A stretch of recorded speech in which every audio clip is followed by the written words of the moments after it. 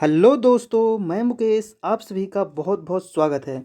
दोस्तों, आज ज्योग्राफी का है 16वां दिन और इसमें हम लोग देखने वाले हैं 30 प्रश्न मोस्ट इम्पॉर्टेंट। और दोस्तों, अभी तक इसका पिछला नहीं देख पाए हैं, पिछला वीडियो नहीं देखे हैं जो 15 हो चुका है, तो आप जाइए हमारे प्लेलिस्ट में या इस वीडियो के नीचे डिस्क्रिप्शन में भी आपको लिंक मिल जाएगा, आप वहां से इसको देख सकते हैं। चलिए, आज का पहला प्रश्न हम लोग देखते हैं। और दोस्तों, इस वीडियो में आपको नदी से संबंधित प्रश्न और जलप्रपात से संबंधित प्रश्न और झील से संबंधित प्रश्न और आपको जलवायु से संबंधित प्रश्न देखने को मिलेगा।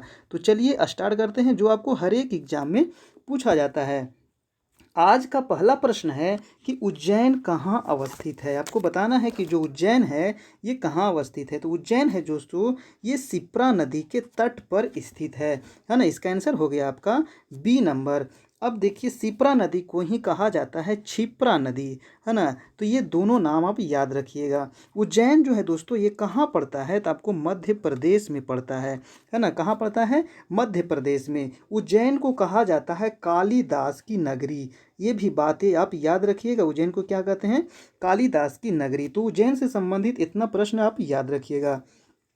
अब देखते हैं, देखिए ऑप्शन ए में दिया गया है चंबल नदी। चंबल नदी जो है दोस्तों, ये यमुना की सहायक नदी है। हमेशा पूछा जाता है यमुना चंबल किसकी सहायक नदी है, तो यमुना नदी की सहायक नदी है चंबल नदी। अब चंबल नदी कहाँ से निकलती है, ये भी आपको पता होना चाहिए। तो ये जाना पाव पहाड़ी से निकलती है। कहाँ से निकलती है? जाना पाव पहाड़ी से निकलती है। और ये कहाँ जाकर गिर जाती है, तो यमुना नदी में जाकर मिल जाती है, यानी यमुना की ये सहायक नदी है। अब देखिए, ऑप्शन नंबर सी में आपको दिया गया है गोदावरी नदी। अब गोदावरी के बारे में थोड़ा सा जान ले कि गोदावरी को दक्षिण गंगा कहते हैं। गोदावरी को क्या कहते हैं? दक्षिण गंगा, है ना। और गोदावरी नदी कहाँ से निकलती है दोस्तों, तो त्रियंबक गांव से निकलती है ना। त्रियंबक एक पहाड़ी भी है, वहीं से ये नदियाँ निकलती है महाराष्ट्र में, ठीक है। और देखिए, एक ऑप्शन है डी नंबर, यानी नर्मदा नदी। नर्मदा नदी जो है दोस्तों, ये मध्य प्रदेश की जीवन रेखा कही जाती है। और ये कहाँ से निकलती है, तो अमरकंटक से निकलती है नर्मदा नदी। और कहाँ जाकर गिरती है, तो अरब सागर में जाकर के गिरती है, ठीक है। तो ये था कुछ महत्वपूर्ण बातें इससे संबंधित। फिर इससे संबंधित और आएगा तो आपको बताया जाएगा। चलिए, अगला प्रश्न है कि हुंडरू जलप्रपात किस नदी पर निर्मित है ना। हुंडरू के बारे में बहुत इंपॉर्टेंट है, हमेशा इसी बारे में पूछा जाता है। तो हुंडरू जलप्रपात जो है, इस स्वर्ण रेखा नदी पर स्थित है ना। अब जान ले कि स्वर्ण रेखा नदी है कहाँ, तो ये झारखंड में बहती है दोस्तों। हुंडरू जो जलप्रपात है, ये आपको कहाँ है, तो रांची के पास पड़ता है, ठीक है। जो झारखंड की राजधानी रांची है, उसी के पास पड़ता है, यानी रांची से 28 किलोमीटर दूर है। वहीं पे ये हुंडरू जलप्रपात है। किस नदी पे है, हमेशा एग्जाम में पूछा जाता है। तो हुंडरू जलप्रपात स्वर्ण रेखा नदी पे है। इसकी ऊंचाई हमेशा एग्जाम में पूछा जाता है दोस्तों। इसकी ऊंचाई है आपका 98 मीटर, है ना। ये बातें आप याद रखिएगा। चलिए, अगला प्रश्न देखते हैं। नेक्स्ट क्वेश्चन है आपका थर्ड नंबर कि किस नदी पर शिव समुद्रम जलप्रपात अवस्थित है। शिव समुद्रम जो जलप्रपात है, ऑप्शन है आपका कावेरी नदी, कृष्णा नदी, गोदावरी नदी या महानदी। तो जो शिव समुद्रम जलप्रपात है, ये है आपका कावेरी नदी पे स्थित, यानी ऑप्शन नंबर ए बिल्कुल सही है ना। जो शिव समुद्रम जलप्रपात है, ये कहाँ है, तो आपको कर्नाटक में है ना। ये शहर यानी राज्य भी आपको याद रखना है, कर्नाटक में है। और ये कितना जो जलप्रपात है, इसकी जो ऊंचाई है, ये है दोस्तों 98 मीटर, है ना। इसकी ऊंचाई भी कितनी है, तो आपको 98 मीटर। और देखिए, इसके बारे में थोड़ा सा जान ले कि जो कावेरी नदी है, इस नदी पर स्थापित जल विद्युत जो है, एशिया की प्रथम जल विद्युत है। ये आप जान ले, जो ये जल विद्युत जो उत्पादन किया जाता है दोस्तों, ये एशिया की प्रथम जल विद्युत उत्पादन इस पे किया गया था। और ये कब किया गया था, तो आपको 1902 ईस्वी में किया गया था। तो इतनी बातें आपको इससे संबंधित याद रखना है। नेक्स्ट प्रश्न है आपका 4 नंबर। भारत का सबसे बड़ा जलप्रपात जोग प्रपात किस नदी पर स्थित है? जो भारत का सबसे बड़ा जलप्रपात है जोग जलप्रपात, है ना, ये किस नदी पर स्थित है? तो आपका ऑप्शन है शरावती नदी, कावेरी नदी, गोदावरी नदी या नर्मदा नदी। तो ये है आपका शरावती नदी पे स्थित है। ये भी कहाँ है? तो ये भी आपको कर्नाटक में पड़ता है ना। ये कहाँ है दोस्तों? तो ये भी आपका कर्नाटक में है। किस नदी पे आपको? तो शरावती नदी पे है। इसकी ऊंचाई कितनी है? तो 253 मीटर इसकी ऊंचाई है ना। इसका अन्य नाम क्या है? तो इसका जेरसप्पा या गरसोप्पा इसका अन्य नाम है। तो अन्य नाम भी आपको याद रखना है, जेरसप्पा, है ना, जेरसप्पा या गरसोप्पा आपको मिलेगा कहीं कहीं पढ़ने को। चलिए नेक्स्ट प्रश्न देखते हैं। 5 नंबर प्रश्न है कि भारत के किस जलप्रपात को लोकप्रिय रूप से नियाग्रा जलप्रपात के तौर पर जाना जाता है? कौन से जलप्रपात है जिसको नियाग्रा जलप्रपात के रूप में भी जाना जाता है? तो उसको कहते हैं, 5 का आपका आंसर हो जाएगा चित्रकूट जलप्रपात, यानी बी नंबर आपका बिल्कुल सही है। किसको कहते हैं? तो चित्रकूट जलप्रपात को कहा जाता है। चित्रकूट जलप्रपात है ये आपका कहाँ पड़ता है? तो ये है आपका छत्तीसगढ़ में है, छत्तीसगढ़ राज्य में है ये चित्रकूट जलप्रपात। इसकी ऊंचाई कितनी है? तो 90 फीट इसकी ऊंचाई है ना, 90 फीट इसकी ऊंचाई है। और किस नदी पे ये निर्मित है? तो इंद्रावती नदी पे ये निर्मित है। किस नदी पे? तो याद रखिएगा नदी का नाम भी इंद्रावती नदी। ठीक है, तो इतनी बातें आपको इससे संबंधित याद रखना। इसका आंसर हो गया आपका बी नंबर। नेक्स्ट प्रश्न है आपका 6 नंबर। भारत के निम्न झरनों में से सर्वाधिक ऊंचाई वाला झरना कौन सा है? जो सबसे ऊंचाई वाला झरना है ना, झरना की बात कर रहा है, तो वो है आपको कर्नाटक में पड़ता है, शिमोगा जिला में पड़ता है, कुंची कला झरना। कुंची कला झरना यानी आंसर नंबर आपका डी नंबर बिल्कुल सही है ना। सर्वाधिक ऊंचाई वाला झरना कौन सा हो गया? कुंची कला झरना। कहाँ है? तो आपको कर्नाटक में पड़ता है। और किस जिला में है? तो शिमोगा जिला में है। ये पूरी बातें आपको याद रखना है, ठीक ना। किसी भी चीज़ से संबंधित उससे संबंधित आपको याद रखता है तो हमेशा एग्जाम में उससे ऑप्शन आप छाट सकते हैं। इसकी ऊंचाई कितनी है दोस्तों? तो 455 मीटर इसकी ऊंचाई है। किस नदी पे ये निर्मित है? तो वराही नदी पे ये निर्मित है ना। कौन सी नदी है? तो वराही नदी है ये। चलिए सॉरी, अगला प्रश्न देखते हैं 7 नंबर कि वेम्बनाद झील कहाँ स्थित है ना। वेम्बनाद झील जो है ये कहाँ स्थित है आपको बताना है। तो इसका आंसर क्या हो जाएगा? केरल, यानी वेम्बनाद झील जो है ये आपको केरल में स्थित है। अब इसके बारे में थोड़ा सा जान ले। जो ये झील है ये लैगून झील है। हमेशा पूछा जाता है कि लैगून झील का एग्जाम्पल कौन सा है? तो वेम्बनाद झील कहाँ है? तो केरल में है। देखिए यहाँ जो वेम्बनाद झील है यहाँ प्रत्येक वर्ष जो होता है क्या होता है? नाव प्रतियोगिता होता है। हमेशा पूछा जाता है क्वेश्चन कि केरल में कौन से झील है जिसमें प्रत्येक वर्ष नाव प्रतियोगिता होता है? तो वो है आपका वेम्बनाद झील। इसकी लंबाई कितनी है? तो 96.5 मीटर इसकी लंबाई है। चौड़ाई कितनी है इसकी? तो 14 किलोमीटर इसकी चौड़ाई है। और गहराई अगर पूछा जाए तो 12 मीटर इसकी गहराई है। तो ये लंबाई चौड़ाई गहराई भी कभी कभी पूछा जाता है। चलिए नेक्स्ट प्रश्न देखते हैं आपका 8 नंबर प्रश्न है कि निम्नलिखित में से कौन सा एक लैगून नहीं है, यानी कौन सा एक जो झील है वो लैगून झील नहीं है। तो आपका 8 का क्या हो जाएगा? 8 का आपका आंसर हो जाएगा दोस्तों सी नंबर, यानी पेरियार जो झील है ये लैगून झील नहीं है। पेरियार झील है कहाँ? तो ये भारत के केरल राज्य में स्थित है। कहाँ है? तो भारत के केरल में स्थित है ना। ये केरल की जो सबसे लंबी नदी है वो पेरियार नदी है। पेरियार एक नदी भी है, पेरियार एक झील भी है। ये भी क्वेश्चन पूछा जाता है कभी कभी कि पेरियार नदी कहाँ बहती है? तो आपको बताना है केरल में बहती है। और केरल की ये सबसे लंबी नदी है। ये पश्चिमी घाट पर्वत से निकलती है और अरब सागर में जाकर के गिर जाती है। देखिए पेरियार नदी पे एक बांध बनाया गया है जो हमेशा आपको एग्जाम में पूछा जाता है। वो बांध का नाम है इदुक्की बांध। कौन सा बांध है दोस्तों? इदुक्की बांध, है ना। ये हमेशा आप याद रखिएगा। इदुक्की बांध किस नदी पे है? तो पेरियार नदी पे है। ठीक है, चलिए जो पेरियार झील है ये 2 राज्यों में फैला हुआ है। ठीक ना, कौन कौन राज्य में? तो केरल प्लस तमिलनाडु 2 राज्यों में फैला हुआ है। और ये भी बात याद रखना है जो ये झील है ये मानव निर्मित झील है। पेरियार झील जो क्या है? मानव निर्मित झील है। ठीक ना, ये प्राकृतिक नहीं है, मानव निर्मित है ये। चलिए, और ये इसकी जो 24 वर्ग किलोमीटर में ये फैली हुई है। तो देखिए इससे संबंधित जितना भी बातें हैं आपको बता दिया जाता है ताकि आपको याद हो जाए, रिवाइज हो जाए और आप आराम से एग्जाम में बना करके आ सके। चलिए अगला प्रश्न है आपका 9 नंबर प्रश्न है कि चिल्का झील जहाँ स्थित है वह स्थान कौन सा है। चिल्का झील के बारे में बताना है, ये कहाँ स्थित है। तो चिल्का झील जो है आपको एग्जैक्ट जो है आपका उड़ीसा राज्य में है ना। उड़ीसा के जो तट को कहा जाता है दोस्तों उत्तरी सरकार तट कहते हैं। तो इसका आंसर क्या हो गया आपका डी नंबर, है ना। अब देखिए चिल्का झील के बारे में थोड़ा सा जान ले, आपको बता दिए कहाँ है, तो उड़ीसा में है और ये उत्तरी सरकार तट इसको कहा जाता है। चलिए अब इसके बारे में जान लें कि ये भारत की सबसे बड़ी झील है। भारत की सबसे बड़ी झील खारे जल की तो कौन सा हो जाएगा आपका चिल्का झील, जो कहाँ स्थित है तो उड़ीसा में स्थित है। ठीक है, और जो ये झील है ये दुनिया की यानी विश्व की दूसरी सबसे बड़ी समुद्री झील है ना। अगर क्वेश्चन पूछा जाए कि विश्व की सबसे बड़ी दूसरी समुद्री झील कौन सी है तो वो है आपका चिल्का झील। ठीक है, इसे अनूप झील भी कहते हैं, है ना, इसे अनूप झील भी कहा जाता है। ठीक है, तो ये भी बातें याद रखें। इसकी लंबाई कितनी है तो 70 किलोमीटर इसकी लंबाई है। चौड़ाई कितनी है तो 30 किलोमीटर इसकी चौड़ाई है। और इसकी गहराई अगर पूछा जाए तो 4.2 मीटर इसकी गहराई है ना।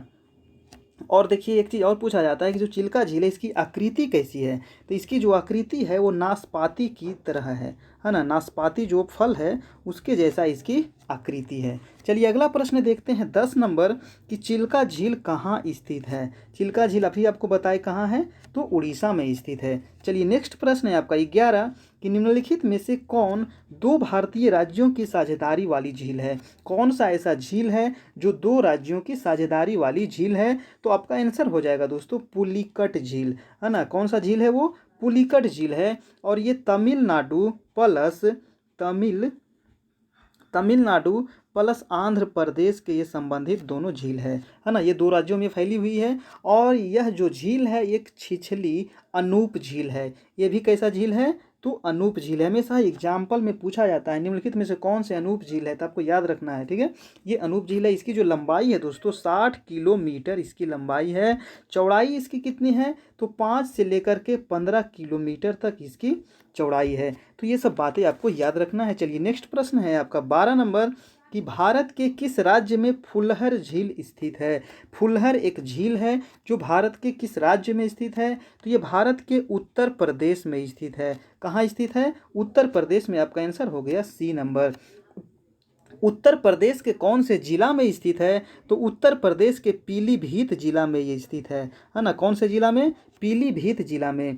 और देखिए यही मान्यता है कि ये पीलीभीत जिला में जो फुलहर झील है यहीं से निकलती है गोमती नदी, है ना। तो ये भी बातें याद रखें कि गोमती नदी जो है वो कहाँ से निकलती है तो फुलहर झील से निकलती है। चलिए अगला प्रश्न देखते हैं आपका 13 नंबर कि भारत के किस राज्य में मानसून का आगमन सबसे पहले होता है। अब देखिए आपको मानसून से संबंधित प्रश्न है कि सबसे पहले जो मानसून का आगमन होता है ये कहाँ होता है। तो आपको बता दें कि सबसे पहले केरल में आता है। कहाँ आता है केरल में, यानी इसका आंसर हो जाएगा डी। और कब आता है ये डेट आपको याद रखना है तो 1 जून को, है ना। 1 जून इसका एग्जैक्ट डेट है जो हमेशा एग्जाम में पूछा जाता है। देखिए आपको थोड़ा सा मैप के द्वारा समझ लीजिए, ये हमारा दक्षिणी भारत है, ये हमारा देखिए केरल राज्य है। और ये क्या है हिंद महासागर आपको नीचे मिलेगा, है ना। इधर क्या है अरब सागर है और इधर क्या है बंगाल की खाड़ी है।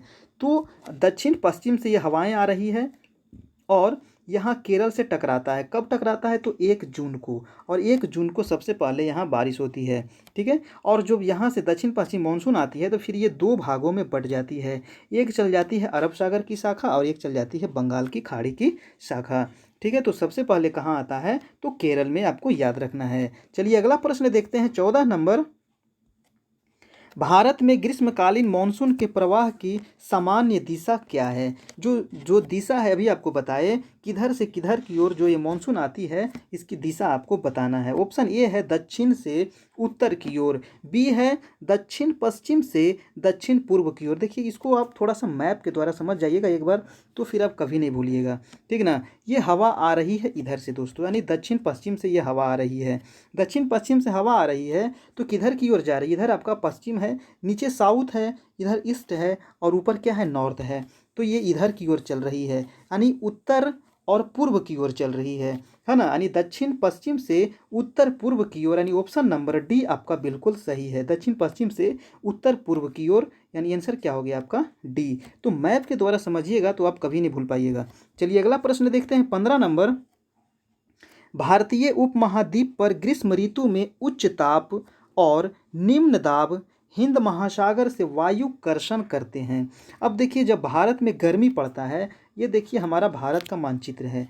ये उत्तरी भारत में क्या होता है, गर्मी के समय में यहाँ बहुत ज़्यादा गर्मी पड़ने के वजह से क्या होता है, यहाँ की हवाएं गर्म हो जाती है और हवाएं गर्म होकर के क्या होती है, ऊपर की ओर उठती है। तो ये स्थान हो जाता है लो प्रेशर। और उस समय क्या होता है, दक्षिण में यानी हिंद महासागर में क्या रहता है दोस्तों, हाई प्रेशर। तो हवा किधर से किधर की ओर चलती है, high pressure to low pressure की ओर हवा चलती है। इस वजह से तो दक्षिण पश्चिम मानसून आता है ना। तो हिंद महासागर से वो हवा उठती है और भारत की ओर चलती है, क्योंकि ये लो प्रेशर है और हवा हमेशा चलती है तो हाई टू लो की ओर।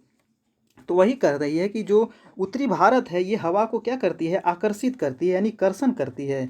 देखिए अब प्रश्न को पढ़िए थोड़ा सा। भारतीय उपमहाद्वीप पर ग्रीष्म ऋतु में उच्च ताप, ग्रीष्म ऋतु में क्या रहता है, उच्च ताप रहता है और यहाँ निम्न दाब रहता है। और उसी समय हिंद महासागर से वायु का क्या करते हैं, कर्षण करते हैं, यानी आकर्षण करते हैं, जिसके कारण प्रवाहित होती है ना। जिसके कारण कौन सी हवाएं प्रवाहित होती है, तो दक्षिण पश्चिम मानसून, इसी को क्या कहते हैं, दक्षिण पश्चिम मानसून। यानी आंसर नंबर बी आपका सही है। नेक्स्ट प्रश्न देखते हैं 16 नंबर। 16 है कि भारत को उष्ण कटिबंध और उपोष्ण कटिबंध में विभाजित करने के आधार के रूप में मानी गई जनवरी की तापमान रेखा क्या है ना। जो भारत को उष्ण और उपोष्ण जो कटिबंध में बांटा गया है ना, इसके आधार पर जनवरी का आपको टेम्परेचर बताना है। तो ऑप्शन है 21 डिग्री, 18 डिग्री, 12 डिग्री और 15 डिग्री। तो इसका आंसर हो जाएगा दोस्तों 18 डिग्री माना गया है टेम्परेचर। तो ये आपको याद रखना है, ठीक है। चलिए इसका आंसर हो गया बी नंबर। नेक्स्ट प्रश्न है आपका 17 नंबर।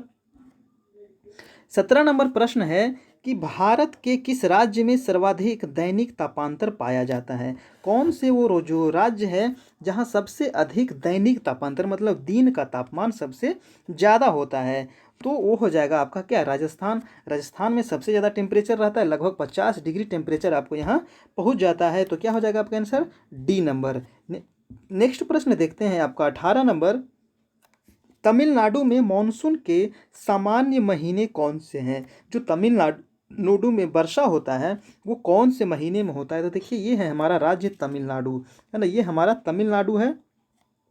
तमिलनाडु जो है दोस्तों ये दक्षिण भारत में है और यहाँ जो आपको बारिश होता है ये लौटती मानसून से होता है ना। लौटती मानसून यानी नॉर्थ ईस्ट से जो हवाएं आती है और ये बंगाल की खाड़ी है, बंगाल की खाड़ी से हवाएं अपने साथ क्या करती है, नमी को चुरा लेती है और फिर ये पूर्वी घाट पर्वत से टकराती है और तमिलनाडु में आपको वर्षा करती है। तमिलनाडु का जो ये तट है इसको क्या कहते हैं, तो कोरोमंडल तट कहते हैं।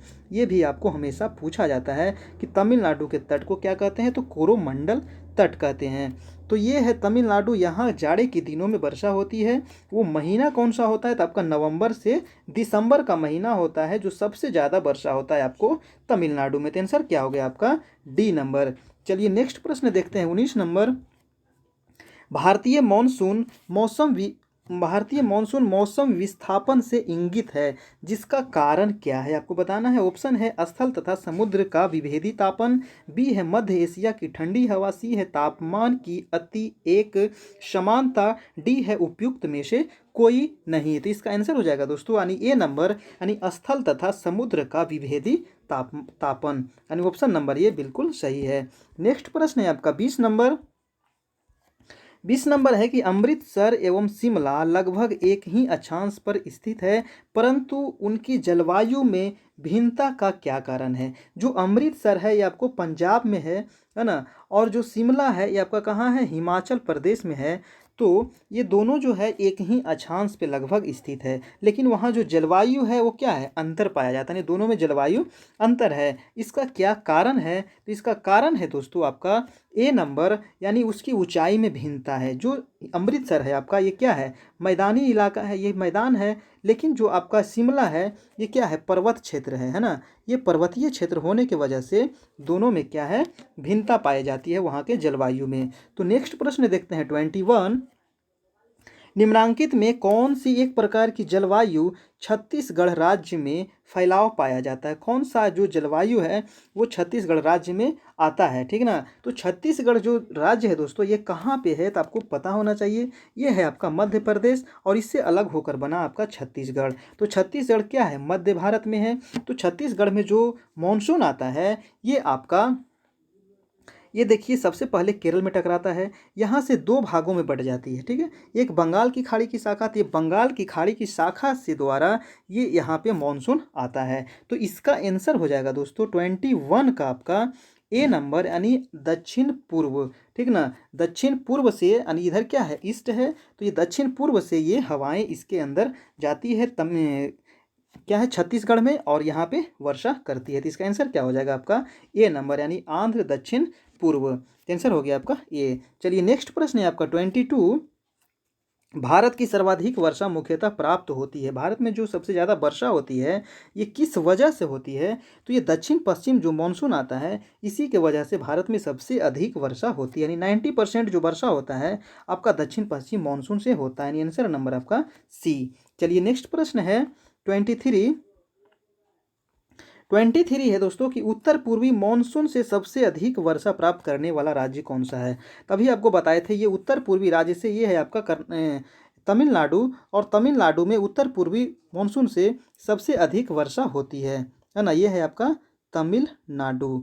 तमिलनाडु में सबसे अधिक वर्षा कहाँ होती है? उत्तर पूर्वी से यहाँ मानसून आता है, ये बंगाल खाड़ी से नमी लेती है, क्योंकि ये जो आती है स्थल की ओर से आती है, स्थल की ओर से आने की वजह से इसमें नमी नहीं होता है, और नमी नहीं होने, जब नमी नहीं रहेगा तो बारिश कैसे होगा। लेकिन जब ये बंगाल की खाड़ी में आती है, ये क्या है बंगाल की खाड़ी, तो बंगाल की खाड़ी में जैसे ही इसमें प्रवेश करती है तो इससे नमी वो चुरा लेती है, और ये पूर्वी घाट पर्वत से टकराती है और फिर यहाँ बहुत ज़्यादा वर्षा करती है। कब करती है?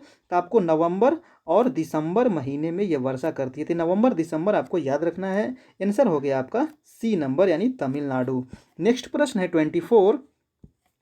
आम्र वर्षा संबंधित है, आम्र वर्षा किससे संबंधित है? ऑप्शन है आमों की बौछार से, आम का टपकना से, बिहार एवं बंगाल में मार्च अप्रैल में होने वाले वर्षा से, या डी है आम की वर्षा से। तो जो आम्र वर्षा है इसको कहते हैं दोस्तों डी नंबर, यानी आम की वर्षा। इसको क्या कहते हैं? आम की वर्षा। इसके बारे में थोड़ा सा आप जान लें, हमेशा एग्जाम में इससे संबंधित पूछा जाता है ना। इस बार जो केवीएस का इंटरव्यू हुआ था उसमें भी ये क्वेश्चन पूछा गया था।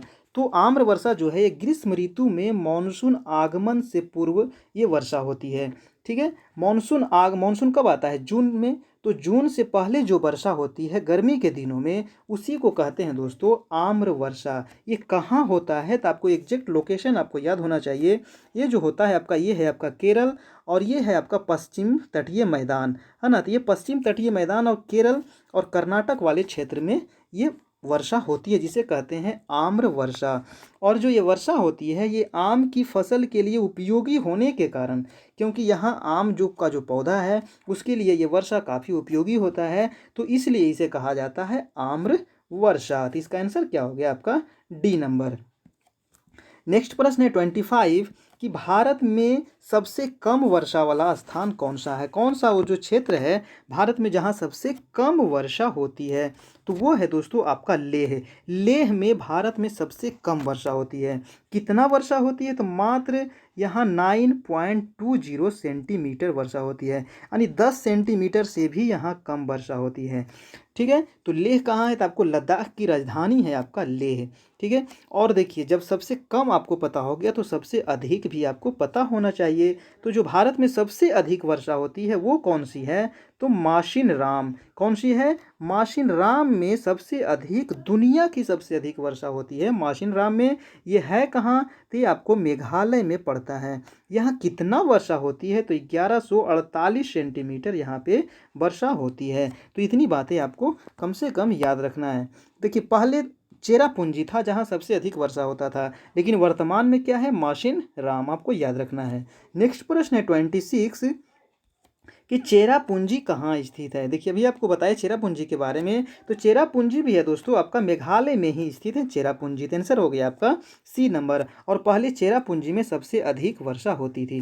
देखिए यहाँ वर्षा अधिक होने का क्या रीज़न है इसके बारे में थोड़ा सा आप जान लें। ठीक है, तो जो मासिन राम है दोस्तों ये नॉर्थ ईस्ट में पड़ता है। नॉर्थ ईस्ट में ये 3 पहाड़ियों से घिरा हुआ है, यानी गारो, खासी, जयंतिया, ये 3 पहाड़ी है वहाँ मेघालय में और असम में। ठीक है, तो ये तीनों पहाड़ी से ये जो क्षेत्र है ये घिरा हुआ है। और इसमें जब दक्षिण पश्चिम मानसून जब आती है बंगाल की खाड़ी की शाखा से और इसके अंदर जब प्रवेश करती है तो यहाँ घुमड़ घुमड़ के, है ना, इसको निकलने का मौका नहीं मिल पाता है और एक पर्वत से दूसरे पर्वत से टकराती है और वहाँ पे वर्षा करते रहती है। इसके वजह से यहाँ दुनिया की सबसे अधिक वर्षा 1148 सेंटीमीटर वर्षा होती है। ठीक है, तो यही रीजन है यहाँ वर्षा होने का।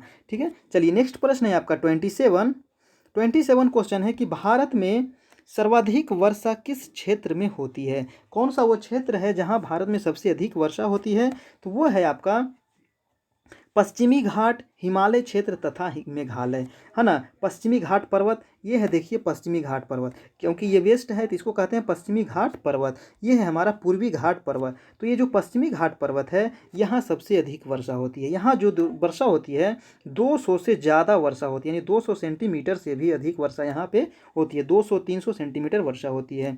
और हिमालय का क्षेत्र में भी वर्षा होती है। और आपका मेघालय जो है नॉर्थ ईस्ट का क्षेत्र है वहाँ भी वर्षा बहुत ज़्यादा होती है, क्योंकि मासिन राम कहाँ है आपका मेघालय में ही है। तो इसका आंसर क्या हो गया दोस्तों, ये नंबर बिल्कुल सही। नेक्स्ट प्रश्न है 28 है कि झारखंड में वर्षा किस मानसून से होती है। जो झारखंड राज्य है यहाँ वर्षा होने का कारण क्या है, रीजन क्या है। तो झारखंड में जो वर्षा होती है जो बिहार से अलग हुई है ना, तो यहाँ जो वर्षा होता है दोस्तों ये दक्षिण पश्चिम मानसून से ही वर्षा होता है, यानी आंसर हो गया आपका बी नंबर। झारखंड में भी देखिए पूरे भारत में पूरे वर्षा का 90% जो वर्षा है आपका दक्षिण पश्चिम मानसून से ही होता है। तो आंसर क्या हो गया अब दक्षिण पश्चिम मानसून, यानी बी नंबर। नेक्स्ट क्वेश्चन है 29 नंबर कि जब पुष्कर की पहाड़ियों में भारी वर्षा होती है तो बाढ़ कहाँ आती है। अब देखिए पुष्कर की जो पहाड़ी है ये कहाँ पड़ता है, तो ये आपको पड़ता है दोस्तों राजस्थान में। इसका राजस्थान में पड़ता है पुष्कर। और पुष्कर जो है ये राजस्थान के कहाँ है, तो अजमेर जिला में है। राजस्थान के अजमेर जिला में है पुष्कर। पुष्कर मेला भी एक लगता है प्रत्येक वर्ष। और यहाँ ब्रह्मा का एकमात्र मंदिर है जो हमेशा एग्जाम में पूछा जाता है कि ब्रह्मा जी का एकमात्र मंदिर कहाँ है, तो वो है पुष्कर राजस्थान में।